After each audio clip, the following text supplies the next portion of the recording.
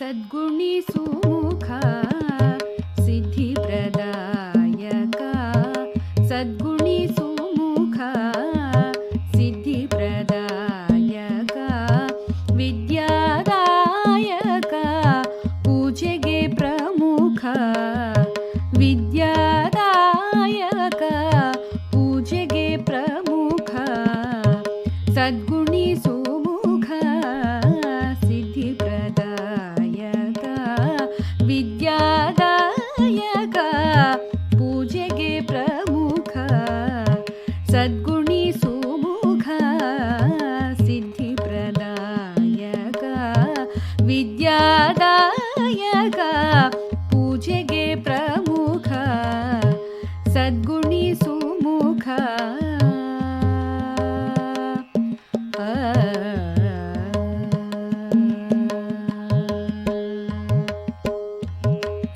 ಭುವನ ಪಾಲಕ ವರ ವಿನಾಯಕ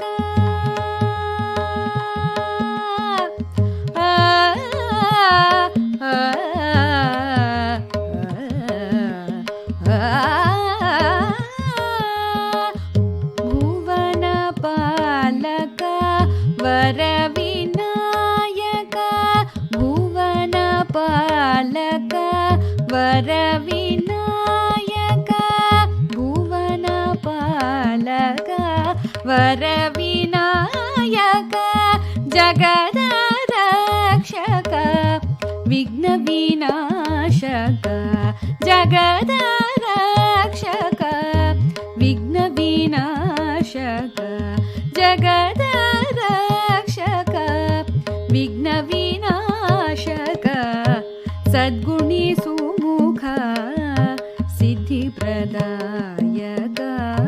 ವಿದ್ಯಾದಾಯಕ ಪೂಜೆಗೆ ಪ್ರಮುಖ ಸದ್ಗುಣಿಸು ಮುಖ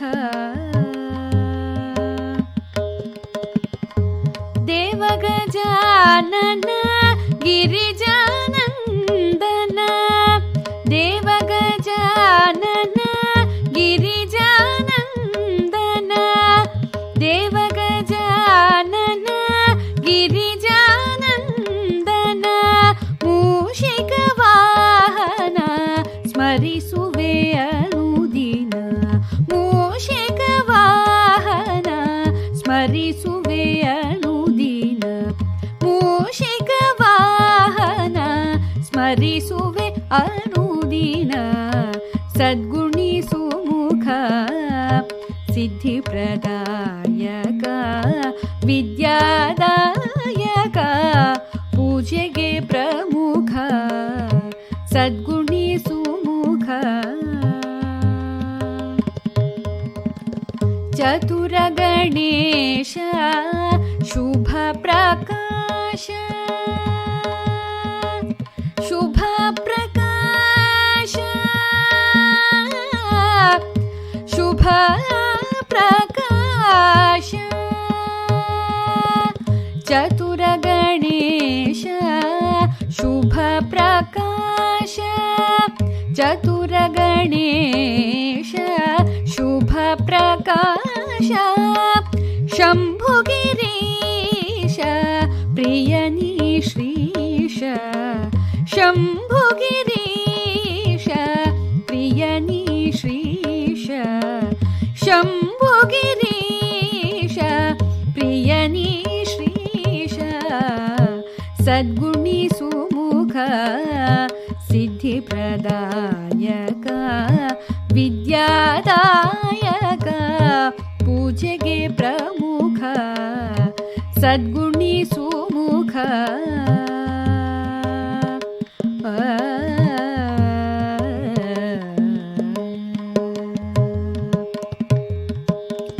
ಸಲಹು ಶಿವಸುತ ಶ್ರೀ ಗಣನಾಥ ಸಲಹು ಶಿವಸುತ ಶ್ರೀ ಗಣನಾಥ ಸ್ತುತಿಸುವೆಯ ವಿರತ ಮಹಿಮೆಯ ಸಾರುತ ಸ್ತುತಿಸುವೆಯ ವಿರತ ಮಹಿಮೆಯ ಸಾರುತ ಸ್ತುತಿಸುವೆಯ ವಿರತ ಮಹಿಮೆಯ ಸಾರೂತ ಸದ್ಗುಣಿ ಸುಮುಖ ಸಿದ್ಧಿಪ್ರದಾಯಕ ವಿದ್ಯಾದಾಯಕ ಪೂಜೆಗೆ ಪ್ರಮುಖ ಸದ್ಗುಣಿ ಸುಮುಖ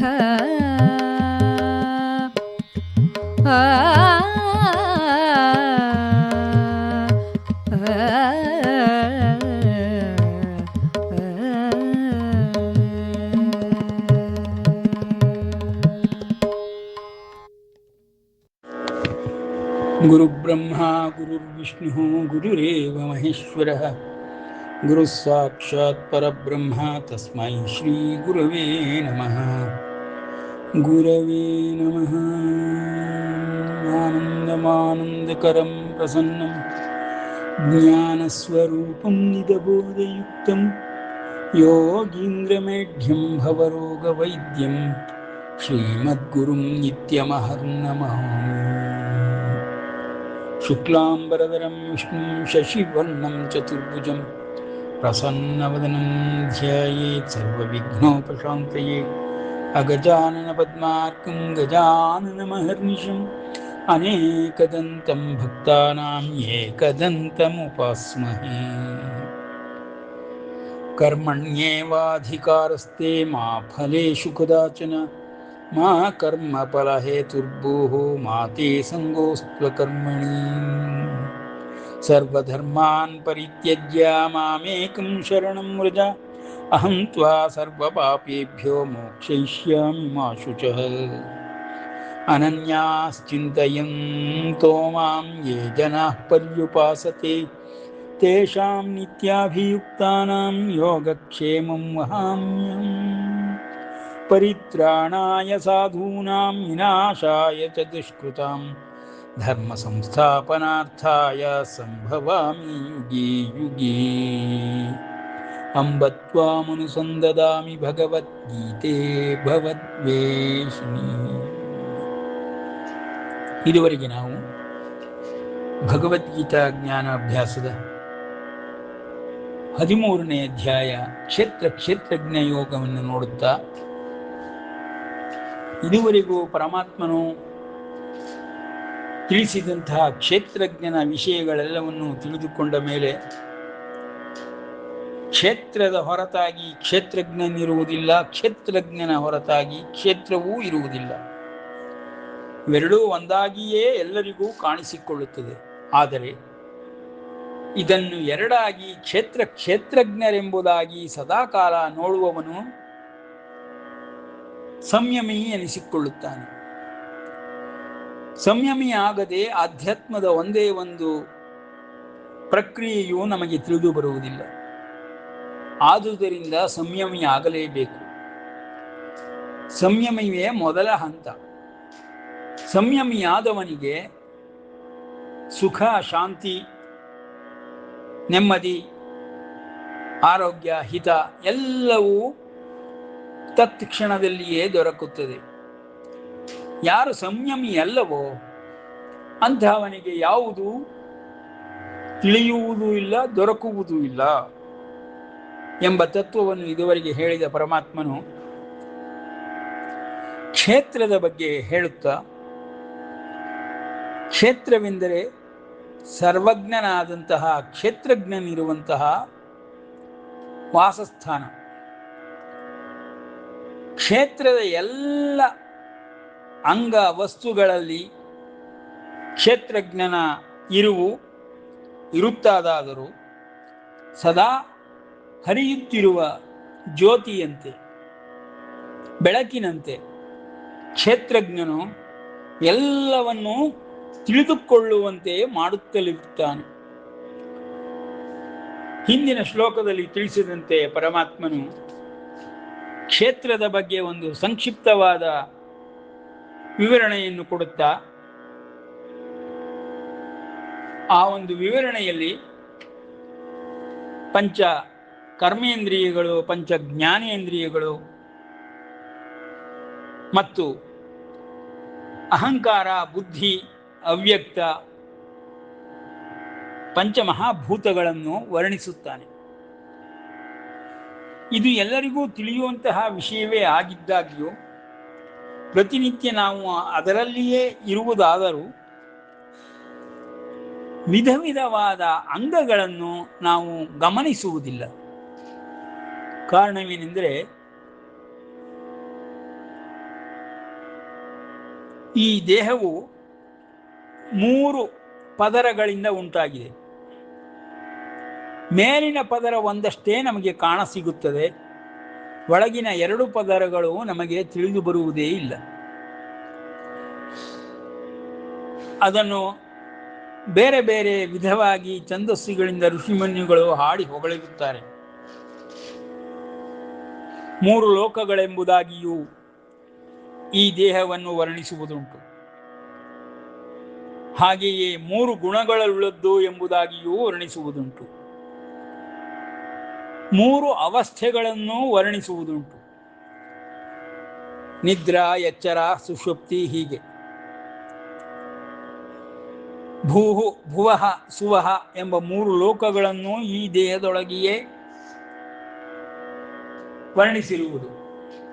ಇವೆಲ್ಲವನ್ನು ಗಮನಿಸಿದಾಗ 3 ಸ್ತರಗಳನ್ನು ನಾವು ನೆನಪಿನಲ್ಲಿಟ್ಟುಕೊಳ್ಳಬೇಕು. ಎಲ್ಲರೂ ಈ 3 ಸ್ತರಗಳಲ್ಲಿ ಒಳಗಿನಿಂದ ಹೊರಗೂ ಹೊರಗಿನಿಂದ ಒಳಗೂ ಹೋಗುತ್ತಲೇ ಇರುತ್ತೇವೆ, ಬರುತ್ತಲೇ ಇರುತ್ತೇವೆ. ಈ 3 ಸ್ತರಗಳಲ್ಲಿ ನಿಲ್ಲುತ್ತೇವೆ ಮತ್ತು ದಾಟುತ್ತಲೇ ಇರುತ್ತೇವೆ. ಒಂದು ಸ್ತರದಲ್ಲಿದ್ದಾಗ ಇನ್ನೊಂದು ಸ್ತರದ ವಿಷಯಗಳು ನಮಗೆ ಜ್ಞಾಪಕಕ್ಕೆ ಬರುವುದಿಲ್ಲ. ಹಾಗೆಯೇ 3 ಸ್ತರಗಳನ್ನು ದಾಟಿದ ನಂತರದಲ್ಲಿ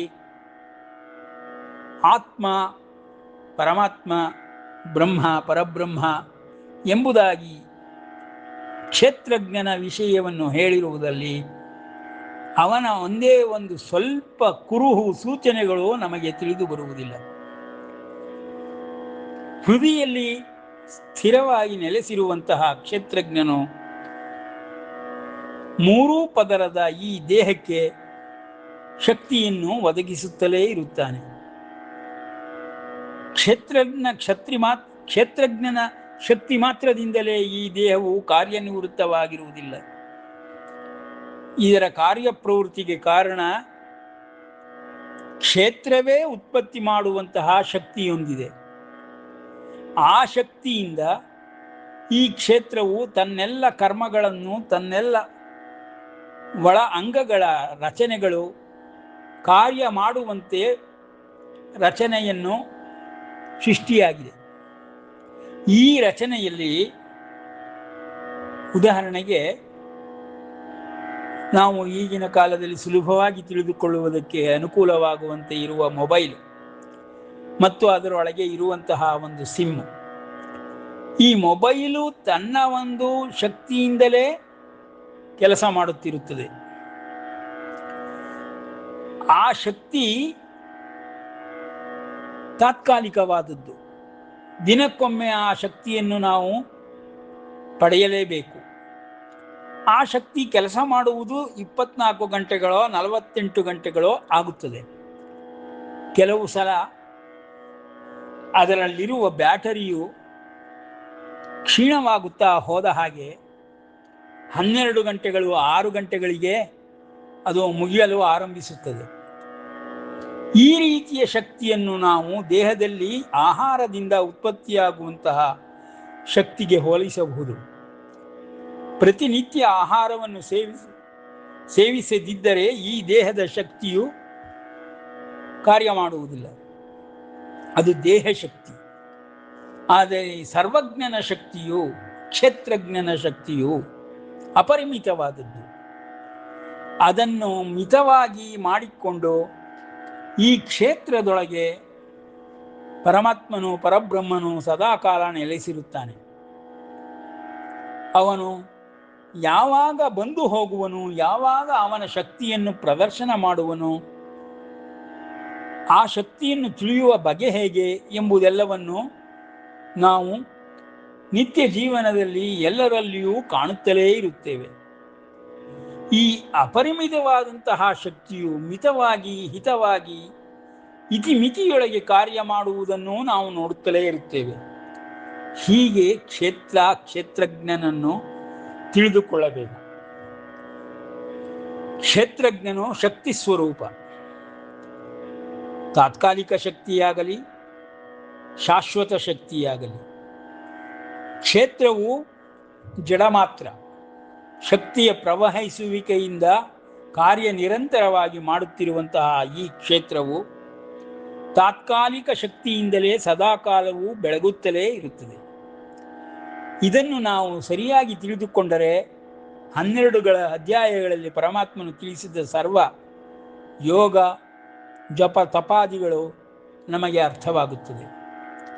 ಇಂತಹ ಪರಬ್ರಹ್ಮ ಸ್ವರೂಪವಾದಂತಹ ಮಹಾಶಕ್ತಿಯು ಪ್ರತಿಯೊಂದು ದೇಹದಲ್ಲಿಯೂ ಇದ್ದೇ ಇರುತ್ತದೆ. ಹೃದಯದಲ್ಲಿ ನೆಲೆಸಿರುತ್ತದೆ ಎಂಬುದಾಗಿ ಪರಮಾತ್ಮನು ಮುಂದಿನ ಶ್ಲೋಕಗಳಲ್ಲಿಯೂ ಹೇಳುತ್ತಾನೆ, ಹಿಂದಿನ ಅಧ್ಯಾಯಗಳಲ್ಲಿಯೂ ಹೇಳಿದ್ದಾನೆ. ಆ ಶ್ಲೋಕವನ್ನೇ ನೋಡುತ್ತಾ 13ನೇ ಅಧ್ಯಾಯ 11ರಿಂದ 13 ಶ್ಲೋಕಗಳಲ್ಲಿ ಎಲ್ಲವೂ ಹೇಳಲ್ಪಟ್ಟಿದೆ. ಅತ್ಯದ್ಭುತವಾದಂತಹ ಅರ್ಥಗಳನ್ನು ತಿಳಿಸುವಂತಹ ವಿವರಗಳನ್ನು ಕೊಡುವಂತಹ ಈ ಶ್ಲೋಕಗಳು ನಿಜವಾದ ಬ್ರಹ್ಮವಿದ್ಯೆಯ ಅ ಆ ಇ ಈ ಇದ್ದ ಹಾಗೆ. ಇವುಗಳನ್ನು ನಾವು ಕಲಿಯದಿದ್ದರೆ ಬ್ರಹ್ಮವಿದ್ಯೆಗೆ ಹೇಗೆ ಸಂಯಮಿಯಾದವನು ಪ್ರವೇಶ ಮಾಡುತ್ತಾನೆಯೋ ಹಾಗೆ ಪ್ರವೇಶ ಮಾಡಲು ಸಾಧ್ಯವೇ ಆಗುವುದಿಲ್ಲ. ಎಲ್ಲರೂ ಸಾಮಾನ್ಯರಂತೆಯೇ ಇರುತ್ತಾರೆ. ಎಲ್ಲರಿಗೂ ಸುಖ ಎಂಬುದು ತಿಳಿದೇ ಇದೆ, ಆದರೆ ಸುಖದ ಸ್ತರಗಳು ತಿಳಿದಿಲ್ಲ. ಸುಖ ದೈಹಿಕವಾಗಿ ಸಿಕ್ಕುವಂತಹ, ಆರೋಗ್ಯದಿಂದ ಇರುವಂತಹ, ಹಿತವಾಗಿರುವಂತಹ ಒಂದು ರೀತಿಯ ಶಕ್ತಿಯ ಆಸ್ವಾದನೆ, ಅದು ಎಲ್ಲ ದೇಹಗಳಲ್ಲಿಯೂ ಇದ್ದೇ ಇರುತ್ತದೆ. ಶಾಂತಿ ನೆಮ್ಮದಿಗಳನ್ನು ತಂದುಕೊಡುತ್ತದೆ. ಅದೇ ಇಂದ್ರಿಯ ಸುಖಕ್ಕೆ ಹೋಲಿಸಿದಾಗ ಅತೀಂದ್ರಿಯ ಸುಖವು ಇನ್ನೊಂದು ಸ್ತರದಲ್ಲಿ ಕಾರ್ಯನಿರ್ವಹಿಸುವಂತಹ ಆತ್ಯಂತಿಕ ಸುಖ ಅಥವಾ ಅತೀಂದ್ರಿಯ ಸುಖ ಎಂಬುದಾಗಿ ಗುರುತಿಸಲ್ಪಡುತ್ತದೆ. ಅದನ್ನು ಕ್ಷೇತ್ರಜ್ಞನ ಒಂದು ಭಾಗವಾಗಿ ತಿಳಿದುಕೊಂಡಾಗ ಸಚ್ಚಿದಾನಂದ ಸ್ವರೂಪ ಎಂಬುದಾಗಿ ಪರಮಾತ್ಮನನ್ನು ಹೇಳುವಂತೆ ಕ್ಷೇತ್ರಜ್ಞನಿಗೂ ಅನ್ವಯಿಸುತ್ತದೆ. ಕ್ಷೇತ್ರಜ್ಞನ ಆನಂದ ಸ್ವರೂಪವೇ ಆತ್ಯಂತಿಕ ಸುಖ, ಅತೀಂದ್ರಿಯ ಸುಖ. ಇದು ಪರಬ್ರಹ್ಮ, ಪರಮಾತ್ಮ, ಪರಮಪುರುಷನ ಅಸ್ತಿತ್ವವನ್ನು ತೋರಿಸುತ್ತದೆ. ಈ ಆನಂದವನ್ನು ಎಲ್ಲರೂ ಅನುಭವಿಸಿಯೇ ಇರುತ್ತಾರೆ, ಎಲ್ಲರಿಗೂ ತಿಳಿದಿರುತ್ತದೆ.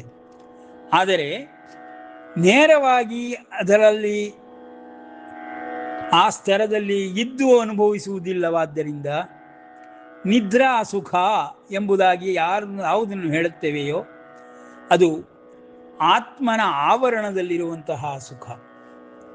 ಪ್ರತಿನಿತ್ಯವೂ ಪ್ರಕೃತಿಯಿಂದ,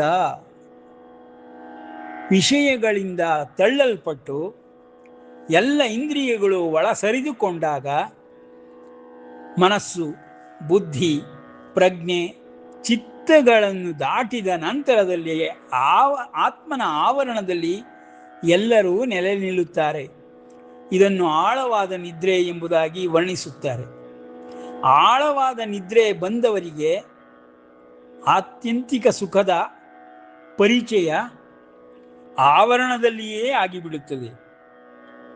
ಹಾಗಾಗಿ ಧ್ಯಾನಾವಸ್ಥೆಯಲ್ಲಿ ಒಬ್ಬನು ಯೋಗಾಭ್ಯಾಸವನ್ನು ಮಾಡಿದಾಗ ಪರಮಾತ್ಮನ ಆನಂದವೆಂಬ ಸುಖವನ್ನು ಅನುಭವಿಸುತ್ತಾನೆ. ಈ ರೀತಿಯ ದೇಹದ ರಚನೆಗಳನ್ನು ಪರಮಾತ್ಮನು ಅವ್ಯಕ್ತ ಎಂಬ ಪದದ ಮೂಲಕವಾಗಿ ಆತ್ಮನನ್ನು, ಆತ್ಯಂತಿಕ ಸುಖವನ್ನು, ಪರಮಾತ್ಮನ ಆನಂದವನ್ನು ವರ್ಣಿಸುತ್ತಾನೆ. ಮಿಕ್ಕೆಲ್ಲ ಕರ್ಮೇಂದ್ರಿಯಗಳು, ಜ್ಞಾನೇಂದ್ರಿಯಗಳ ಮೂಲಕ ವಿಷಯಗಳನ್ನು ಪ್ರಸ್ತಾಪಿಸುತ್ತಾನೆ. ಈಗ 4 ಶ್ಲೋಕಗಳ ಹಿಂದೆ ನಾವು ಅದನ್ನು ತಿಳಿದುಕೊಂಡು ಈ ಜ್ಞಾನವನ್ನು ಪರಮಾತ್ಮನು ಹೇಳುವುದು ಆಧ್ಯಾತ್ಮಿಕ ಜ್ಞಾನ. ದೇಹದ ಒಳಗಿರುವಂತಹ ಭಾಗಗಳ ಮತ್ತು ಅದರ ಕಾರ್ಯಶೈಲಿಯ ಮತ್ತು ನಾವು ಅದರಿಂದ ಪಡೆದುಕೊಳ್ಳುವಂತಹ ಎಲ್ಲ ಸುಖಗಳ ಜ್ಞಾನ. ಈ ಜ್ಞಾನವನ್ನು ಅಧ್ಯಾತ್ಮ ಜ್ಞಾನವೆಂಬುದಾಗಿಯೂ, ಇಂದ್ರಿಯಗಳಿಂದ ಪಡೆಯುವಂತಹ ಎಲ್ಲ ಮಿಕ್ಕ ಸುಖಗಳನ್ನು, ವಿಷಯ ಸುಖಗಳನ್ನು ಅಜ್ಞಾನವೆಂಬುದಾಗಿ ಪರಮಾತ್ಮನು ಹೇಳುತ್ತಾನೆ. ಇಲ್ಲಿ ಜ್ಞಾನ ಅಜ್ಞಾನ ಎಂಬುದನ್ನು ಸರಿಯಾಗಿ ಭಾಗ ಮಾಡಿ ತಿಳಿದುಕೊಳ್ಳದಿದ್ದರೆ ಎಲ್ಲವೂ ಅಯೋಮಯವಾಗಿ ಮಾಯಾ ಶರೀರದಂತೆ, ಮಾಯಾ ಲೋಕದಂತೆ ನಮಗೆ ಭ್ರಮಿತವಾಗುತ್ತದೆ. ಆದ್ದರಿಂದ ಕ್ಷೇತ್ರಜ್ಞನ ಜ್ಞಾನವೇ ಪರಮೋತ್ಕೃಷ್ಟವಾದ ಜ್ಞಾನ. ಬರೀ ಕ್ಷೇತ್ರದ ಜ್ಞಾನವನ್ನಷ್ಟೇ ನಾವು ಪರಿಚಯ ಮಾಡಿಕೊಂಡು ಪರಿಶೀಲಿಸಿ ಅಧ್ಯಯನಕ್ಕೊಳಪಡಿಸಿಕೊಂಡರೆ ಕ್ಷೇತ್ರಜ್ಞನ ಕಿಂಚಿತ್ತೂ ಇರವಾಗಲಿ ಅಥವಾ ಅವನ ಸ್ವಭಾವ, ರೀತಿ ನೀತಿಗಳಾಗಲಿ ಯಾವುದೂ ತಿಳಿದು ಬರುವುದಿಲ್ಲ. ಆದ್ದರಿಂದಲೇ ಆತ್ಮನಿಗೆ ಸ್ವಭಾವ ಎಂಬುದು ಬಹಳ ಮುಖ್ಯವಾಗುತ್ತದೆ. ಸ್ವಭಾವೋ ಅಧ್ಯಾತ್ಮ ಮುಚ್ಯತೆ ಎಂಬುದಾಗಿ ಹಿಂದಿನ ಅಧ್ಯಾಯಗಳಲ್ಲಿ ಪರಮಾತ್ಮನು ತಿಳಿಸುತ್ತಾನೆ. ಅದರ ಅರ್ಥ ಏನೆಂದರೆ ಪುಣ್ಯಾತ್ಮ, ಪಾಪಾತ್ಮ, ಪವಿತ್ರಾತ್ಮ, ಭೂತಾತ್ಮ, ಪರಮಾತ್ಮ ಹೀಗೆಂಬುದಲ್ಲ, ಹೆಂಗೆ ಎಂಬುದಾಗಿ ಎಲ್ಲ ವಾಚಕಗಳನ್ನು, ಗುಣವಾಚಕಗಳನ್ನು ನಾವು ಆತ್ಮನಿಗೆ ಸೇರಿಸಿ ಹೇಳುತ್ತೇವೆ. ಅಂತಹದೇ ಸ್ವಭಾವವಾಗಿರುತ್ತದೆ. ಆ ಅಧ್ಯಾತ್ಮ ಸ್ವಭಾವ ಮುಚ್ಯತೆ ಎಂದರೆ ಆ ಅರ್ಥದಲ್ಲಿ ನಾವು ಒಳಗಿನ ಕ್ಷೇತ್ರಜ್ಞನನ್ನು ವರ್ಣಿಸಬೇಕು. ಈ ರೀತಿ ಕ್ಷೇತ್ರಜ್ಞನು ಗುಣ ಸ್ವಭಾವಗಳನ್ನು ಇಲ್ಲದೇ ಇದ್ದಾಗ್ಯೂ ಪ್ರಕಾಶಪಡಿಸುತ್ತಾನೆ ಕ್ಷೇತ್ರದ ಮೂಲಕ. ಆ ಕ್ಷೇತ್ರದ ಮೂಲಕ ತಿಳಿದುಕೊಂಡು ನಾವು ಅವನನ್ನು ಭೂತಾತ್ಮ, ಪರಮಾತ್ಮ, ಈ ರೀತಿಯೆಲ್ಲ ಪಾಪಾತ್ಮ ಎಂಬುದಾಗಿ ವರ್ಣಿಸುತ್ತೇವೆ. ಅದರ ಗುಣಲಕ್ಷಣಗಳು ಎಂಬುದಾಗಿ ಆತ್ಮನಿಗೆ ಯಾವುದೂ ಇಲ್ಲ. ಆದರೆ ದೇಹಕ್ಕೆ ಎಲ್ಲವೂ ಉಂಟು. ಆದರೆ ಈ ದೇಹವು ಎಲ್ಲ ವಿಕಾರಗಳಿಂದ ಕೂಡಿದೆ ಎಂಬುದಾಗಿ ಪರಮಾತ್ಮನೇ ಹಿಂದಿನ ಶ್ಲೋಕದಲ್ಲಿ ವರ್ಣಿಸುತ್ತಾನೆ. ಹೀಗೆ ಒಳಗಿನ ರಚನೆಯನ್ನು, ಅಂಗಾಂಗಗಳನ್ನು, ಒಳಗಿನ ಕಾರ್ಯವೈಖರಿಯನ್ನು, ಶಕ್ತಿಯ ಪ್ರವಹಿಸುವಿಕೆಯನ್ನು ಪರಮಾತ್ಮನು ವರ್ಣಿಸುತ್ತಾ ಅಧ್ಯಾತ್ಮ ಜ್ಞಾನ ನಿತ್ಯತ್ವಂ ತತ್ವಜ್ಞಾನಾರ್ಥ ದರ್ಶನಂ ಏತದ್ ಜ್ಞಾನಂ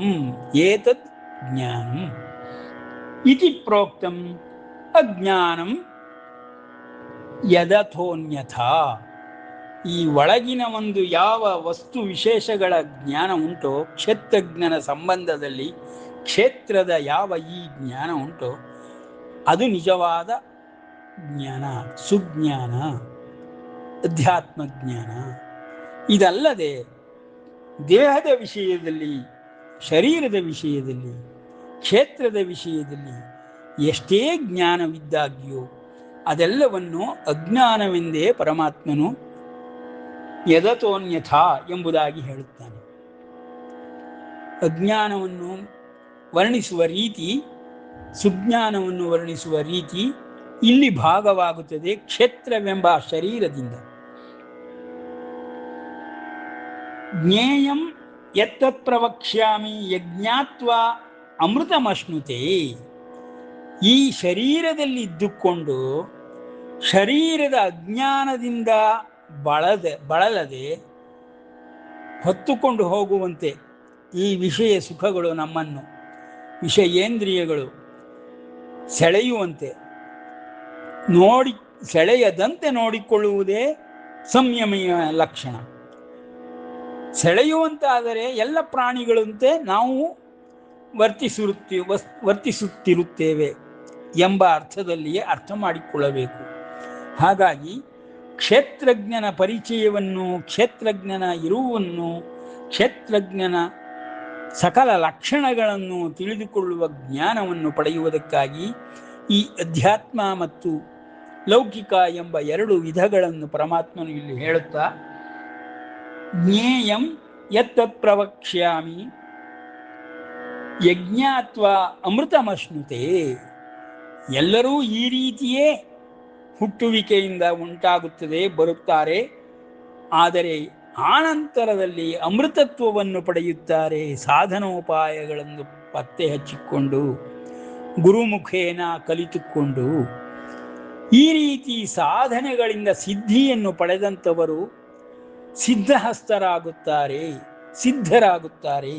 ಸಿದ್ಧರಾದವರಿಗೂ ಸಾಮಾನ್ಯರಿಗೂ ಏನು ವ್ಯತ್ಯಾಸವೆಂದರೆ, ಸಾಮಾನ್ಯರು ಕರ್ಮಗಳನ್ನು ಫಲದ ಕಾರಣದಿಂದಲೇ ಮಾಡುತ್ತಾರೆ, ಸಿದ್ಧರು ಫಲದ ಕಾರಣವನ್ನೇ ಇಟ್ಟುಕೊಂಡು ಕರ್ಮಗಳನ್ನು ಮಾಡುತ್ತಾರೆ.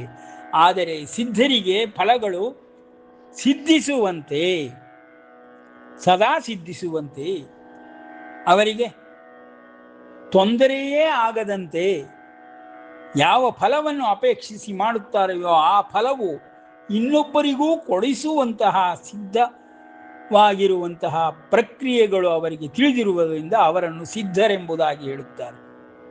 ಅವರೇ ದೇವತಾದಿಗಳು. ಅವರಿಗೆ ಫಲವನ್ನು ಕೊಡುವುದರಲ್ಲಿ ಮಾತ್ರ ಅಧಿಕಾರವಿರುತ್ತದೆ. ಆದರೆ ಸಿದ್ಧರಲ್ಲದ ಸಾಮಾನ್ಯ ಮಾನವ ಪ್ರಾಣಿಗಳೆಲ್ಲರೂ ಸಿದ್ಧವಾಗಿರುವಂತಹ ಫಲವನ್ನು ಪಡೆದುಕೊಳ್ಳುವುದಕ್ಕಾಗಿ ಕರ್ಮವನ್ನು ಮಾಡಿದಾಗ್ಯೂ ಈ ಸಿದ್ಧರನ್ನು ವರಿಸಿಕೊಳ್ಳಬೇಕೆಂಬುದಾಗಿ ಮೊದಲ 2 ಅಧ್ಯಾಯಗಳಲ್ಲಿಯೇ ಪರಮಾತ್ಮನು ಕರ್ಮಯೋಗ ಸಂಬಂಧದಲ್ಲಿ ಜ್ಞಾನವನ್ನು ಕರುಣಿಸುತ್ತಾನೆ. ಹಾಗಾಗಿ ಕರ್ಮಫಲದ ಸಿದ್ಧಿಗಾಗಿ ಈ ಅಧ್ಯಾತ್ಮ ಸಾಧನೆಗಳನ್ನು ಒಬ್ಬನು ಮಾಡಿ ಸಿದ್ಧನಾಗಬೇಕು. ಅಂತಹ ಬಹಳಷ್ಟು ಸಿದ್ಧರು, ಸಂಸಿದ್ಧರು ಬಂದು ಹೋಗಿದ್ದಾರೆ ಎಂಬ ಉದಾಹರಣೆಗಳನ್ನು ಕೊಡುತ್ತಾ ಪರಮಾತ್ಮನು ಅಧ್ಯಾತ್ಮ ಸಾಧನೆಗಳನ್ನು ಮತ್ತು ಸಾಧ್ಯವನ್ನು ಮತ್ತು ಜ್ಞೇಯವನ್ನು, ಜ್ಞಾನವನ್ನು ಎಲ್ಲವನ್ನೂ ತಿಳಿಸುತ್ತಾ ಕ್ಷೇತ್ರಜ್ಞ ಯೋಗದಲ್ಲಿ ಕ್ಷೇತ್ರದ ಮಹಿಮೆಗಳನ್ನು ವರ್ಣಿಸ ಹೊರಟಿದ್ದಾನೆ ಎಂಬಲ್ಲಿಗೆ ವಿರಮಿಸೋಣ. ಶ್ರೀಕೃಷ್ಣ.